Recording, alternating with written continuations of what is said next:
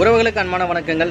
Bank கடனை வசூலிப்பதற்கான நடவடிக்கையை எடுத்துக்கொண்டு இருக்கிறது. அந்த நிலுவையில் இருக்கும் பொழுதே பாகப்பிரிவினை வழக்கு தொடுக்க முடியுமா? இது சம்பந்தமாக சென்னை உயர்நீதிமன்றம் ஐடிபிஐ பேங்க் வர்சஸ் பாவாய் என்ற வழக்கில் தீர்ப்பளிச்சிருக்கிறாங்க. இதில் என்ன சொல்லப்பட்டிருக்குன்னா, ஒரு பூர்வீக சொத்தாக இருக்குது, அதில் நீங்கள் ஒரு கோ பார்ட்னராக இருக்கீங்க. உங்களுக்கு தெரியாமல் உங்களுடைய சகோதரர்கள் அந்த சொத்தை பேங்க்கில் அடமானம் வச்சு கடனை திருப்பி செலுத்த முடியாத ஒரு சூழ்நிலையில் பேங்க் சர்பாசி ஆக்ட் செக்ஷன் 34 கீழாக அந்த கடனை வசூல் செய்வதற்கான நடவடிக்கையை மேற்கொள்ளும். மேலும் அந்த சொத்தை ஜப்தி செய்து ஏலமிட்டு தன்னுடைய கடனை வசூல் செய்து கொள்ளும். இதுதான் சர்பாசி ஆக்ட்.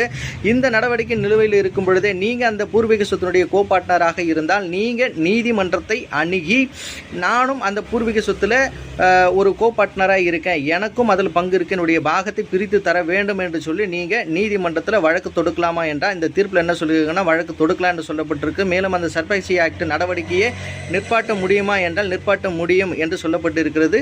நன்றி.